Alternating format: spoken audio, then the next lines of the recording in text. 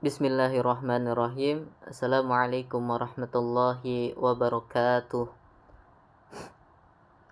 Alhamdulillahirabbil alamin wa bihi nasta'in ala umurid dunya waddin. Sayyidina Muhammadin wa ala alihi wa ashabihi wa man tabi'ahum bi ihsanin ila yaumiddin, amma ba'du. Alhamdulillah summa alhamdulillahirabbil alamin. Kita panjatkan puji serta syukur kita kepada Allah Subhanahu wa taala yang telah melimpahkan kesehatan, yang telah melimpahkan nikmat-nikmatnya kepada kita semua, sehingga kita masih diberikan kesempatan untuk hidup di dunia ini demi menjalankan sebuah ketaatan kepadanya. Salawat serta salam juga kita panjatkan kepada Nabi Muhammad sallallahu alaihi wasallam, manusia terbaik yang menjadi suri tauladan kita, yang patut kita contoh dan patut kita ikuti segala aktivitasnya, segala kehidupannya di dalam kehidupan kita juga. Baik, video ini untuk sebagai menambah wawasan kita, ini juga sebagai pemenuhan tugas UAS yang diberikan oleh Ustadz Dr. Ahmad Alim LCMA.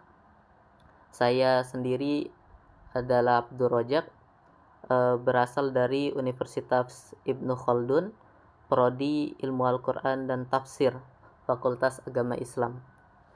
Baik, langsung saja kita mulai. Yang pada video ini kita akan membahas 7 pembahasan. Yang pertama ada konsep berkah, kedua ada konsep model sosial, ketiga ada pilar ekonomi syariah dan zakat, keempat ada bahagia dan sejahtera, kelima fitnah dunia, keenam riswah, dan yang ketujuh solusi hidup. Langsung kita pembahasan pertama adalah konsep berkah. Kita merujuk pada Quran surat Al-A'raf ayat 96. A'udzu billahi minasyaitonir rajim. Walau anna ahlal qura amanu wattaqaw lafatahna 'alaihim barakatim minas samaa'i wal ardh. Walakin kadzabu fakhadnahum bima kanu yaksibun. Dan sekiranya penduduk negeri beriman dan bertakwa, pasti kami akan melimpahkan kepada mereka berkah dari langit dan bumi. Tetapi kata Allah, seandainya mereka itu kadzabu, mendustakan ayat-ayat kami, fakhadnahum bima kanu yaksibun, maka Allah akan siksa mereka sesuai dengan apa yang telah mereka kerjakan. Baik,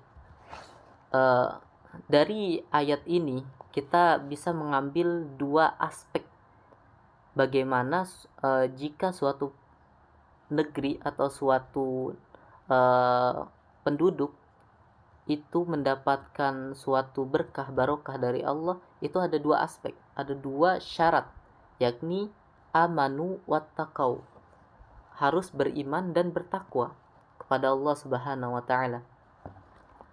Kemudian pada awal pembahasan kita harus mengetahui dulu apa sih kata berkah itu. Dalam Al-Quran, keberkahan itu disebutkan sebanyak 34 kali dalam Al-Quran. Keberkahan itu adalah ziyadatul khair wa subutuhu, memiliki banyak kebaikan atau tetapnya kebaikan, bertambahnya kebaikan.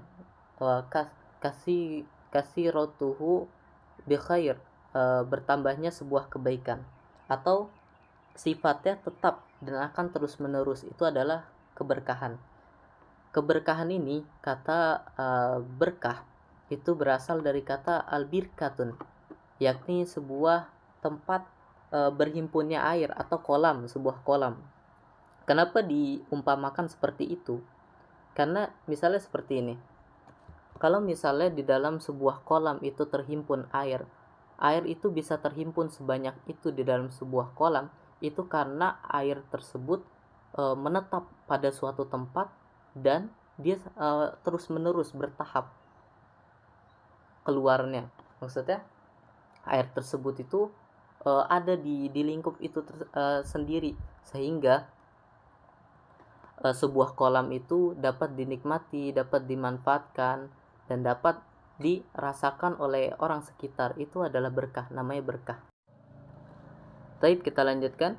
Kalimat berkah di dalam Al-Quran itu ada 3. Yang pertama, an-nama wa ziyadah, tumbuh dan banyak. Imam Ibnu Qayyim rahimahullah menafsirkan, kata berkah itu adalah kasratul khair. Berkah identik dengan tumbuh, berkembang, dan juga banyak. Maka berkah itu akan selalu menunjukkan banyaknya kebaikan. Jadi kalau kita ingin tahu misalnya sebuah amalan kita itu diterima atau tidak, bermanfaat atau tidak, berkah atau tidak, itu kita bisa melihat ketika kita mengerjakan sebuah amalan tersebut, apakah amalan tersebut itu tetap kita lakukan, apa mungkin amalan tersebut itu malah membuat amalan-amalan lain mudah kita lakukan. Nah, itu sebagai contoh bahwa amalan kita itu bisa diterima. Kemudian yang kedua, as-subut wad-dawab, tetap dan langgeng.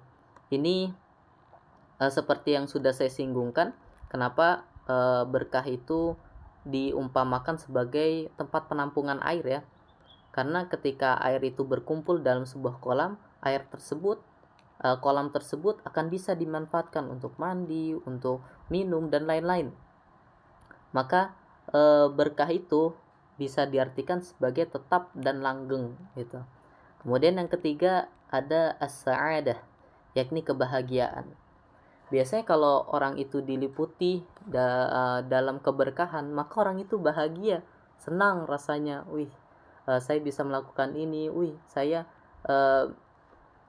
bertambah lagi kebaikannya, saya bisa melakukan ini lagi, saya bisa membantu orang, saya bisa melakukan kebajikan dan lain-lain.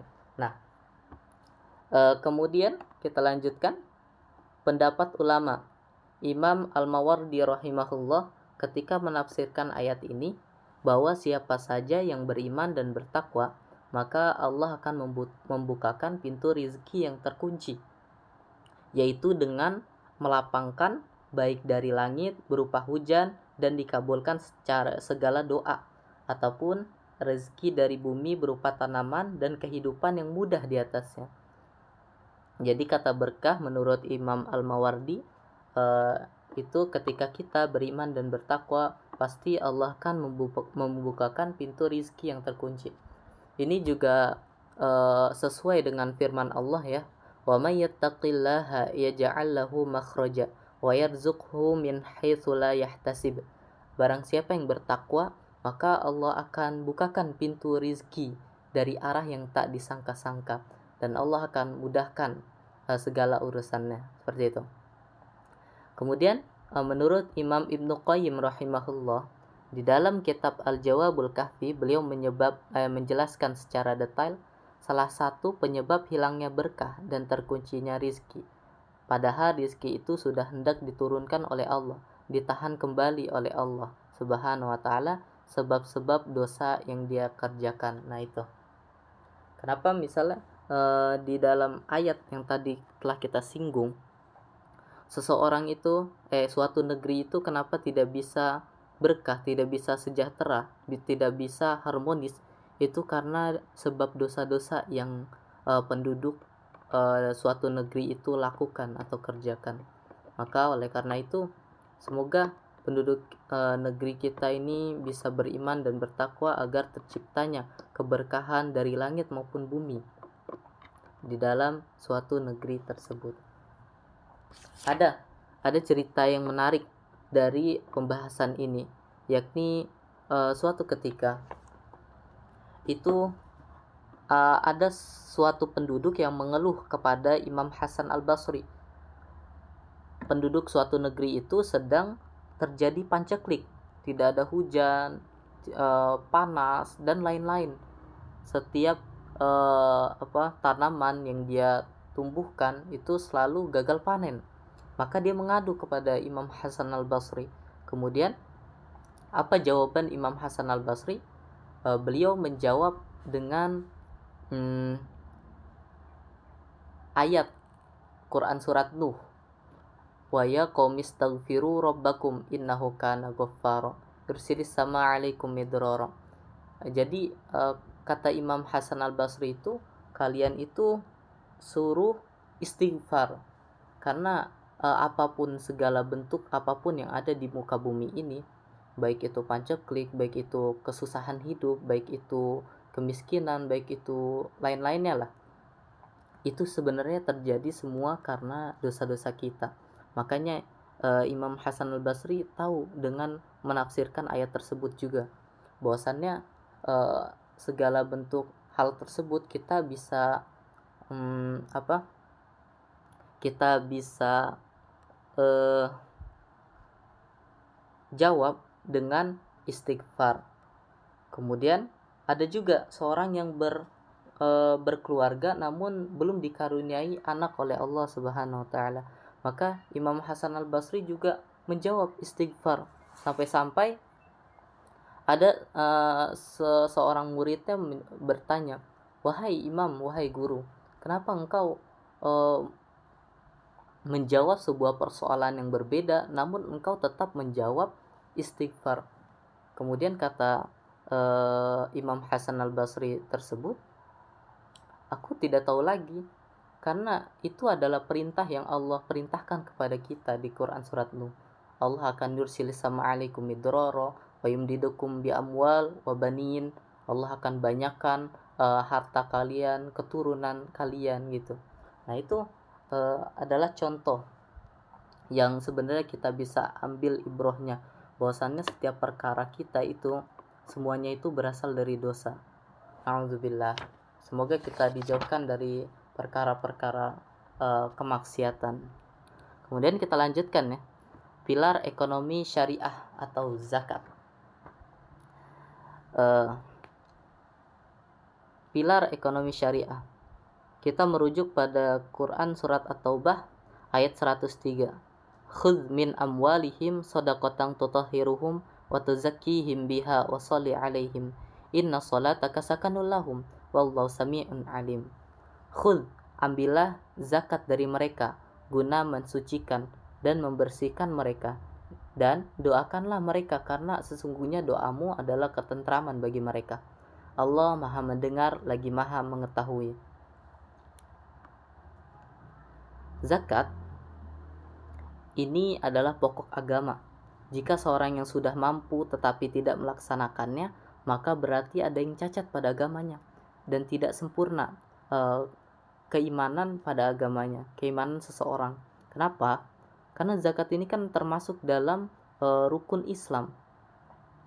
Jadi ketika kita sudah mampu, misalnya haji, zakat, atau yang lain-lain, kemudian kita tidak melaksanakan hal tersebut, maka itu wajib kita pertanyakan, kenapa kok dia bisa tidak melakukan hal tersebut, padahal hal tersebut sudah tercantum dalam rukun Islam. Zakat selain memiliki fungsi ibadah juga berfungsi sebagai sosial. Zakat ini di dalam Al-Quran itu selalu disandingkan dengan sholat. Waqimus sholat wa atuz zakah. Kenapa? Karena kalau kita merujuk ke dalam ilmu Al-Quran, bahwasannya ketika ada suatu ayat, ada suatu perkara yang disandingkan atau disetarakan dengan suatu hukum, maka hukum tersebut hampir setara gitu. Waqimus sholat wa atuz zakah. Kalau kita melaksanakan sholat, maka hal tersebut menjadi hablum minallah, menjadi hubungan kita kepada Allah. Kalau zakat selain sebagai fungsi ibadah, itu menjadi fungsi hablum minan nas, hubungan kepada manusia. Zakat, kalau misalnya kita bahas dalam konsep ekonomi, zakat ini sangat berfungsi, sangat benar-benar bagus diterapkan gitu. Kalau misalnya zakat ini betul-betul ditegakkan, insya Allah krisis moneter, kesenjangan ekonomi tidak akan terjadi. Kenapa? Karena zakat ini untuk kesejahteraan bersama. Suatu harta ketika ada di tangan orang kaya saja, maka harta tersebut akan menumpuk, tidak akan terbagi secara merata kepada orang-orang yang berhak menerima zakat tersebut. Ketika zakat itu ingin efektif, seharusnya lembaga juga komitmen dalam proses pengambilannya, karena hal ini sangat membantu menghilangkan kesenjangan ekonomi dan dapat dimanfaatkan secara merata. Nah, seperti itu. Ketika sebuah zakat itu diterapkan benar-benar, maka insya Allah kesenjangan ekonomi, krisis moneter itu benar-benar akan hilang. Jadi sebenarnya roda perputaran uang di dalam Quran surat Al-Hasyr, kaila yakuna dulatan bainal aghniya'i minkum, jangan sampai harta-harta itu hanya menumpuk, hanya dipegang di golongan atas saja, di orang-orang kaya saja, karena hal tersebut membuat ketidaksejahteraan antara orang kaya dengan orang miskin, orang menengah dengan orang atas, seperti itu. Kita lanjut ke pilar ekonomi syariah zakat. Ketika seorang muzaki itu berzakat, maka sebenarnya dia telah mengeluarkan atau membersihkan sifat dari harta tersebut dan dari diri mereka tersebut, sehingga rasa egois, tamak, rakus, dan lain-lain tersebut menjadi hilang. Dan hal ini juga sesuai dari ayat penggalan di atas tersebut. Ketika seorang muzaki itu berzakat, misalnya ada orang yang kaya. Orang kaya itu ketika kita sudah kaya, biasanya tercipta atau hadirlah rasa sifat egois, tamak, rakus, ingin dapat sendiri, ingin menang sendiri. Itu biasanya hadir tuh rasa seperti itu. Nah, kenapa kita disyariatkan untuk berzakat? Untuk menumbuhkan rasa kasih sayang kita terhadap orang-orang yang membutuhkan. Itu juga sebagai bentuk rasa syukur kita bahwasannya kita telah dikaruniai oleh Allah Subhanahu wa taala kekayaan, oleh Allah Subhanahu wa taala kelebihan harta, yang mana harta tersebut semoga kita salurkan lagi kepada orang yang berhak. Kenapa di dalam ayat tersebut juga khudz min amwalihim shadaqatan tutahhiruhum wa tuzakkihim biha. Zakat itu mensucikan harta mereka dan diri mereka. Nah, kalimat ini itu mensucikan diri mereka. Kalau harta itu ibarat seperti tanaman, buah atau umbi. Ketika sebuah tanaman itu ada hama, ketika sebuah tanaman itu ada hewan yang mengganggu pertumbuhan buah pada sebuah tanaman, maka tanaman tersebut tidak akan menumbuhkan buah yang bagus, tidak akan menumbuhkan buah yang berkualitas, tidak akan menumbuhkan umbi yang bagus, tidak akan menumbuhkan umbi yang berkualitas. Kenapa? Karena ada penyebab, karena ada hama, karena ada gangguan yang menghambat pertumbuhan tersebut. Nah, zakat ini fungsinya sebagai pembersih dari harta-harta yang kita miliki gitu. Zakat juga selain sebagai pembersih di antara zakat.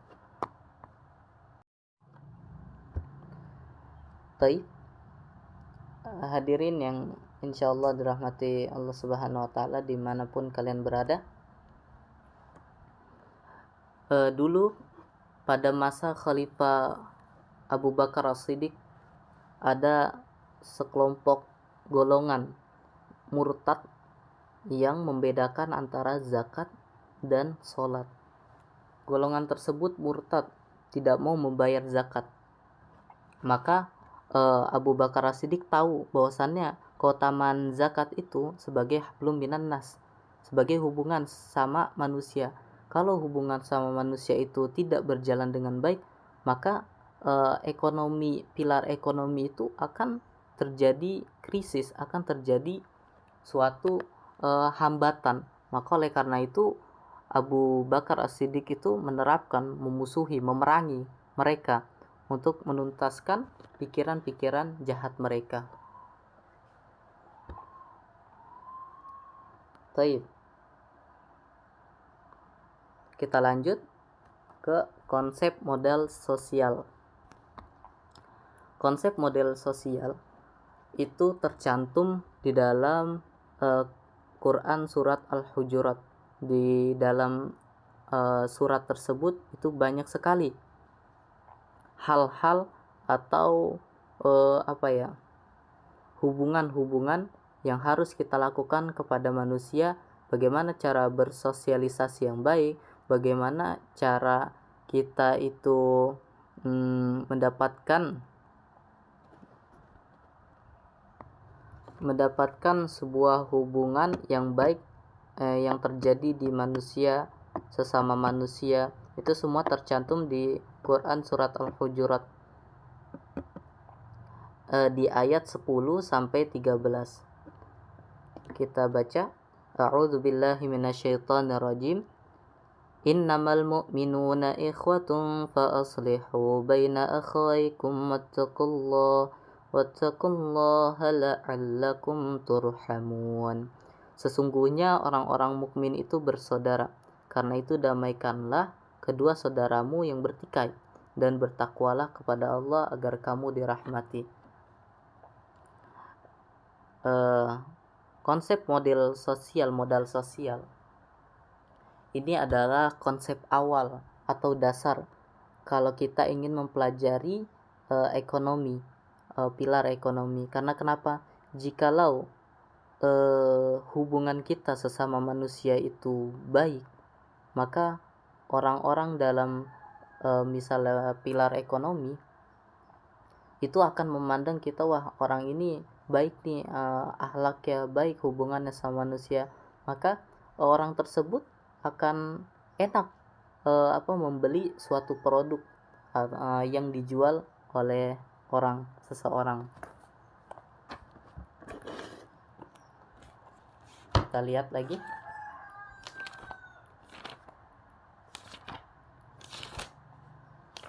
Di Al-Hujurat. Lanjutan ayatnya, Ya ayyuhalladzina amanu la yaskhar qaumun min qaumin asa ayyakunu khairam minhum wala nisa'um min nisa'in asa ayyakunna khairam minhun wala talmizu anfusakum wala tanabazu bil alqab bi'sal ismul fusuqu ba'dal iman wa man lam yatub fa ulaika humudz zalimun. Wahai orang-orang yang beriman, janganlah suatu kaum memperolok-olok kaum yang lain, karena boleh jadi mereka yang memperolok-olok lebih baik dari mereka yang memperolok. Dan janganlah pula perempuan-perempuan memperolok perempuan yang lain, karena boleh jadi perempuan yang diperolok lebih baik dari perempuan yang mengolok-olok. Dan janganlah kamu saling mencela satu sama lain, dan janganlah saling memanggil dengan gelar-gelar yang buruk. Dan seburuk-buruknya panggilan adalah panggilan yang buruk atau fasik setelah beriman. Dan barang siapa yang tidak bertobat, maka mereka itulah orang-orang yang zalim. Ini adalah perintah bagaimana kita menjaga hubungan yang baik kepada sesama manusia. Jangan sampai hanya karena sebuah permasalahan yang kecil menjadi melebar sehingga kita timbul rasa dengki, rasa iri, rasa ingin membalas dendam. Itu membuat kita malah terjerumus ke dalam kemaksiatan seperti mengolok-olok mereka.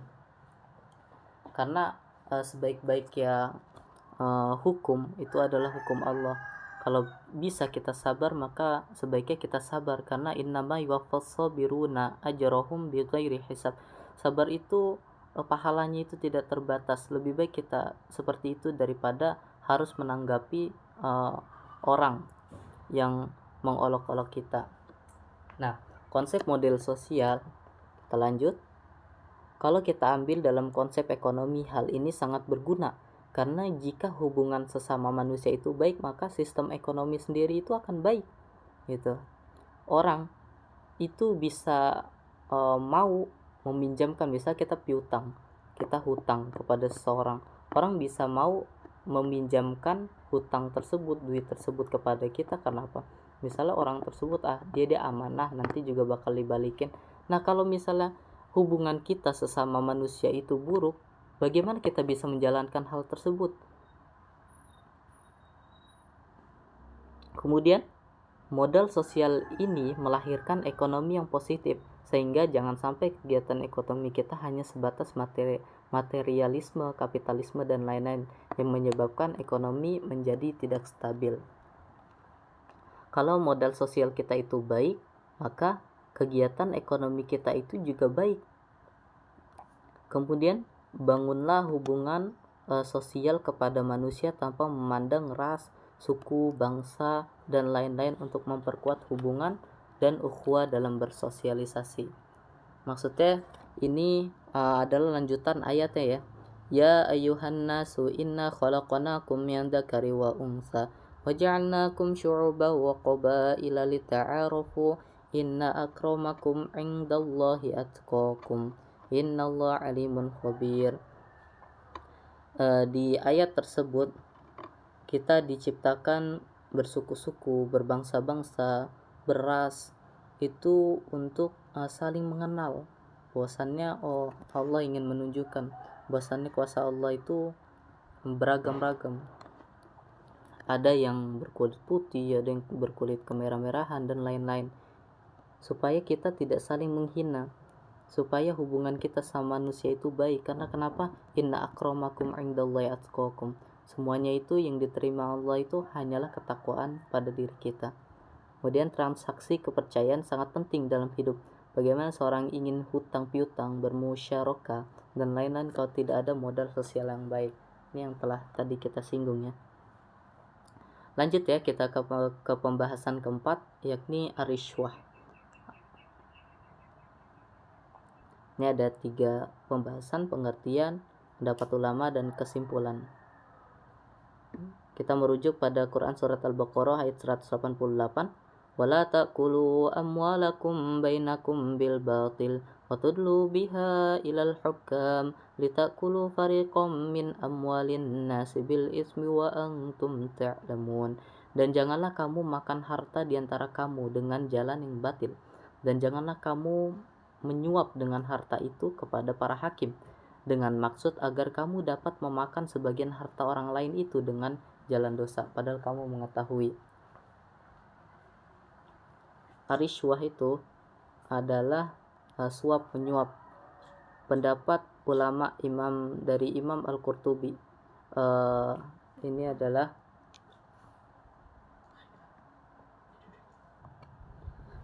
baik, menurut Imam Al-Qurtubi, tafsir dari ayat tersebut, janganlah kalian memanfaatkan atau menggunakan harta-harta kalian untuk membeli hukum dari seorang hakim, dan kemudian kalian mengerjakan suap kepada mereka yang tujuannya adalah mengambil manfaat dari suap tersebut. Suap itu haram. Nah, ini tidaklah daging tumbuh dari suap kecuali api neraka berhak melahap atau membakar dagingnya.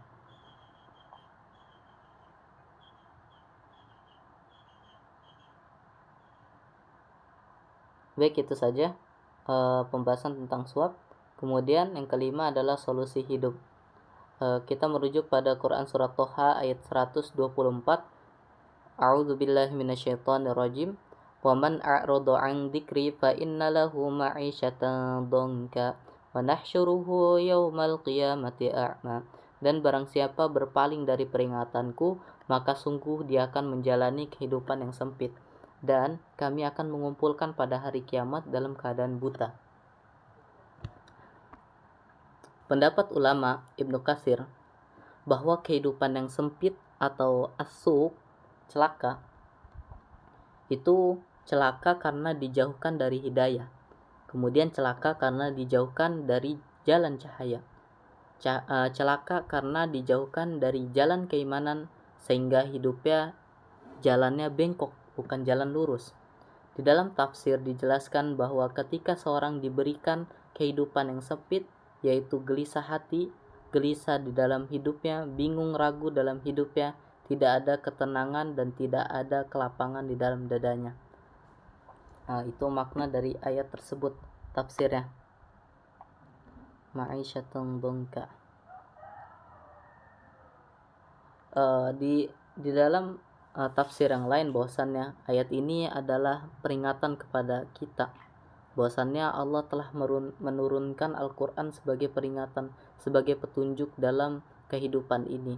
Dan barang siapa yang tidak mau mengambil peringatan tersebut, mengambil petunjuk tersebut, maka kata Allah nanti di hari kiamat, ma'isyatan dhanka, maka Allah akan butakan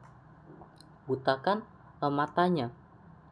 Nah, dalam keadaan buta, wa nahsyuruhu yaumal qiyamati a'ma, maka Allah akan kumpulkan, maka Allah akan hidupkan kembali dalam keadaan buta. Kenapa? Karena sudah Allah kasih hidayah, sudah Allah kasih petunjuk, tapi kita tidak mau mengambil petunjuk tersebut. Nah, penyebab berpaling kepada Allah, kenapa sih hal tersebut bisa seseorang itu bisa jauh dari rahmat Allah? Ada dua. Yang pertama adalah syahwat. Ibnu Jauzi rahimahullah menjelaskan bahwa syahwat ialah segala sesuatu yang membuat orang itu condong terhadap sesuatu yang membuat dirinya senang. Syahwat itu maunya kita senang-senang, tidak mau kita bersusah payah, tidak mau kita selalu berzikir, selalu sholat dan lain-lain.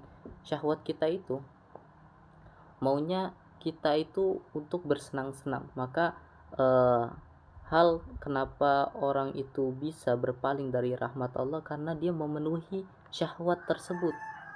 Maka kita harus bisa mengontrol syahwat kita gitu. Agar kenapa? Agar hidayah itu menetap pada diri kita dan kita juga tidak gampang berpaling dari hidayah Allah. Kemudian yang kedua adalah syubhat, berawal dari keraguan dan ketidakjelasan. Syubhat ini sebenarnya adalah ketidakpahaman, ketidaktahuan antara suatu hukum, makanya menjadi syubhat.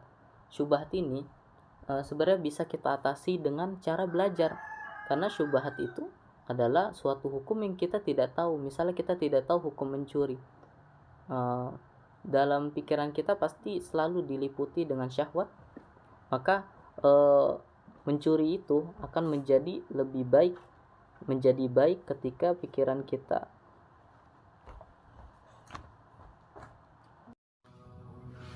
Baik, kita lanjutkan penyebab kenapa seseorang itu manusia gampang berpaling kepada Allah.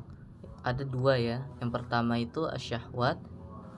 Ibnu Jauzi rahimahullah menjelaskan bahwa syahwat ialah segala sesuatu yang membuat orang itu condong terhadap sesuatu yang membuat dirinya senang.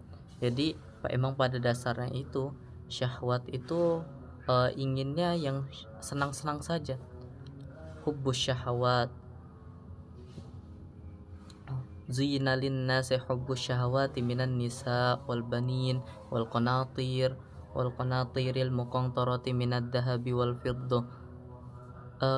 Syahwat kita itu memang pengennya yang senang-senang aja, perempuan, tentang harta duniawi, tentang hewan dan lain-lain yang ada di muka bumi ini. Rasulullah juga pernah menyebutkan ketika selesai dalam perang Badar, padahal jumlah kaum muslimin waktu itu hanya 313 lebih, kurang lebih, dan jumlah kaum musyrikin itu hampir 1000 lebih. Tapi kata Nabi berkata kepada para sahabatnya, kalian telah memenangkan perang kecil menuju peperangan yang besar. Kemudian para sahabat, ya Rasulullah, emang ada yang lebih besar lagi dari kita ini? Kita hanya 300 orangan lebih lah melawan 1000 pasukan kaum musyrikin. Kata Nabi, ya, itu adalah jihadun nafs, yakni jihad melawan hawa nafsu. Hawa nafsu ini makanya syahwat itu adalah jihad terbesar kita. Dan yang kedua adalah syubhat, berawal dari keraguan dan ketidakjelasan. yang menjadi faktor penyebab seseorang tersesat di jalan Allah. Sebenarnya syubhat ini adalah suatu ilmu bukan suatu ilmu. Syubhat ini adalah ketidakpastian atau ketidakpahaman terhadap suatu hukum, sehingga orang tersebut ragu antara hal ini benar, hukum ini boleh atau tidak, atau mubah atau haram, atau yang lain-lain. Nah, syubhat ini bisa dihindari dengan cara kita harus belajar dengan tekun supaya dapat membedakan antara hak dan yang batil. Kita lanjut ke pembahasan ke-6, bahagia dan sejahtera. Ini kita mengutip di Quran surat Al-Mu'minun. A'udzu billahi minasyaitonir rajim.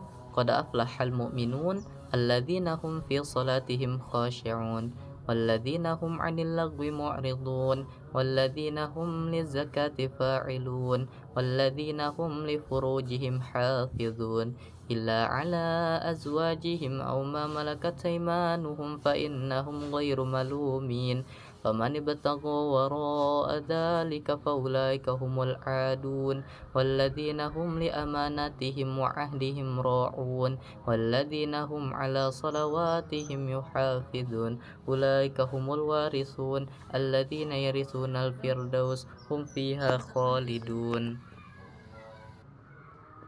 walladzina hum 'ala salawatihim yuhafizun ulaika humul warithun alladzina yarithunal firdaus hum fiha khalidun.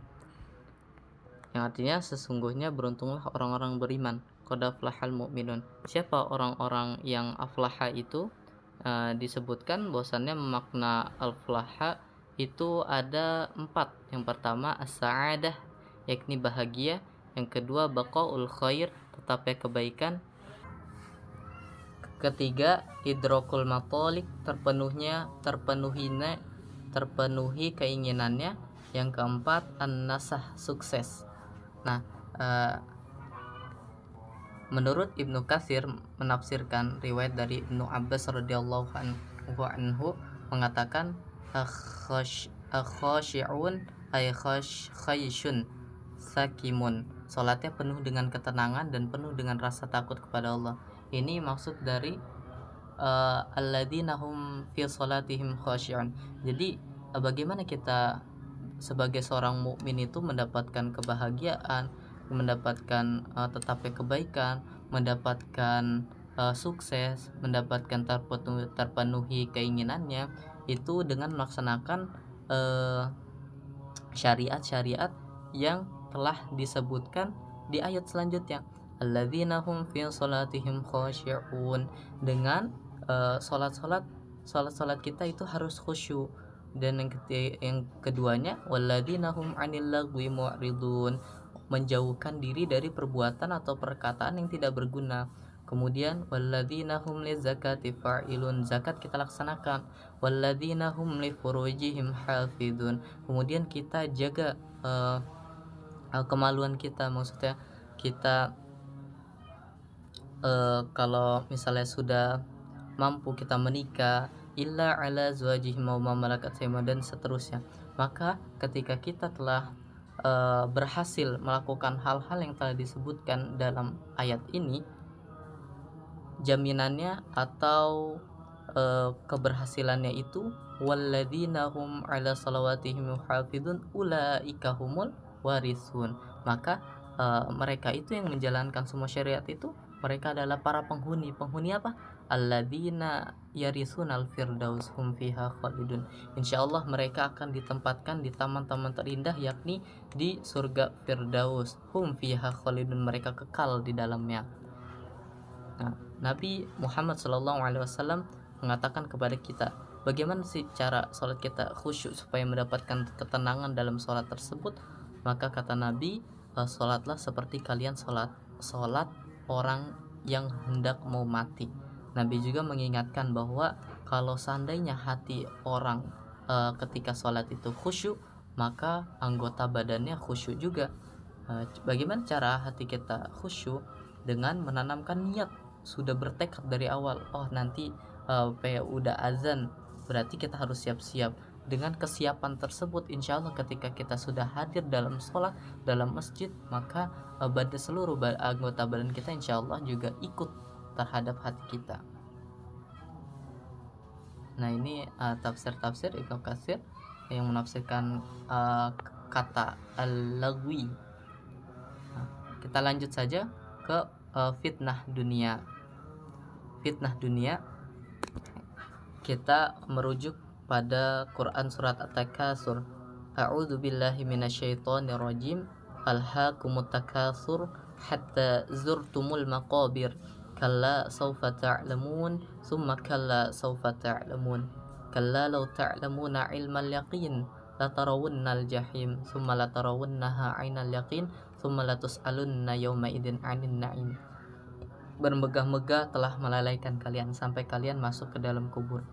Janganlah begitu, kelak kalian akan mengetahui perbuatan kalian. Jangan begitu, kelak kalian akan mengetahui. Dan janganlah begitu, jika kalian mengetahui dengan pengetahuan yang yakin, niscaya kalian benar-benar akan melihat neraka jahim. Imam Hasan al-Basri menafsirkan ayat tersebut, yakni memperbanyak harta. Maksudnya al-hakumut takatsur itu adalah yang memperbanyak harta dunia, menumpuk-numpuk harta dan juga kesibukan urusan. Quran At-Taubah, fala tu'jibuka amwaluhum wala auladuhum innama yuridullahu liyu'adzibahum biha fil hayatid dunya wa tarhaqu anfusuhum.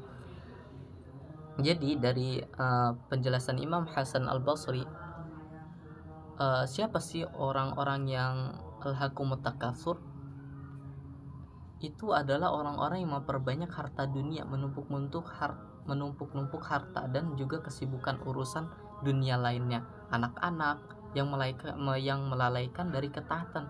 Padahal di Quran surat At-Taubah telah disebutkan, janganlah harta dan anak-anak kalian itu membuatmu terlena dari ketaatan, dari tujuan penciptaan manusia. Kita dikasih karunia harta, kita dikasih karunia anak untuk sebagai bagaimana kita nanti ke depannya itu bisa menjadi lebih baik, bisa menjadi tabungan amal akhirat dengan penggunaan karunia Allah yang telah dikasih kepada kita. Nah, fitnah dunia, sebagaimana di dalam tafsir Ibnu Katsir, kedua qabilah ini saling membangga-banggakan. Jadi maksudnya ada juga yang berpendapat di tafsir al-hakumut takatsur ini sebenarnya ada sekelompok golongan di masa Rasulullah, yakni golongan atau Bani Harithah dan Bani Al-Harith. Nah, kedua golongan ini saling membangga-banggakan di antara satu dengan yang lainnya. Bani Harithah misalnya berkata, kamu Bani Harith hanya mempunyai seorang ini bin fulan, cuman ini.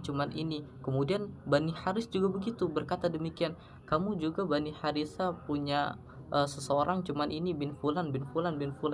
Kemudian di antara kedua kabilah tersebut ada seseorang yang mengatakan, baik, kalian berdua ini, kalian kedua kabilah kalian ini saling membangga-banggakan antara harta dunia, anak-anak kalian, dan orang-orang yang kalian sangat banggakan, kalian sangat cintai.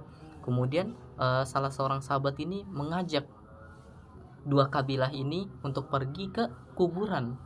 Melihat kuburan itu, maka sahabat tersebut menasihati, ingatlah, kalian yang kalian bangga-banggakan tadi, semuanya itu akan tertimbun di dalam tanah. Kita ini dari tanah dan akan kembali kepada tanah. Apakah kalian gak malu? Kalian mungkin di dunia ini punya rumah yang besar, tapi nanti dikubur kalian cuman punya 2x1 rumah doang. Nah, makanya dari situ janganlah sampai kenikmatan dunia yang telah Allah berikan kepada kita malah justru menjauhkan kita dari anita'atillah, dari ketaatan kepada Allah Subhanahu wa taala. Nah, kemudian sampai pada ayat al-hakumut takatsur hatta zurtumul maqabir kalla sawfa ta'lamun, seandainya kalian mengetahui. Maksudnya Nabi itu seandainya kalian mengetahui, ini juga ada penjelasan yang cukup lumayan panjang, mungkin saya singkat saja. Langsung, summa kalla saufa ta'lamun kalla law ta'lamuna ilmal yakin, seandainya itu kalian mengetahui apa yang saya lihat, kata Nabi, maka sesungguhnya kalian tidak akan bisa tertawa, tidak akan bisa tersenyum, kalian akan selalu memperbanyak ketaatan kepada Allah Subhanahu wa taala, sampai benar-benar pengetahuan kalian itu benar-benar yakin bahwasannya kita hidup di dunia ini hanya untuk mencari keridhaan Allah Subhanahu wa taala. Nabi juga berpesan kepada kita bahwasannya kita diperintahkan di dunia ini untuk zuhud. Jangan sesekali dunia ini kita taruh benar-benar tekad keyakinan kita dunia harus kita genggam, tidak. Apa yang telah ada di tangan kita itu kita syukuri, dan apa yang nanti Allah berikan kepada kita maka tetap harus kita syukuri, sambil dengan karunia yang Allah kasih kepada kita itu tetap menjadikan kita sebagai hamba yang bertakwa kepada Allah. Wallahu alam bisawab. Jadi mungkin itu saja yang bisa saya sampaikan, kurang lebihnya mohon maaf. Dari sekian banyak ini mungkin banyak sekali kesalahan yang telah saya ucapkan, mohon dimaafkan yang sebesar-besarnya. Assalamualaikum warahmatullahi wabarakatuh.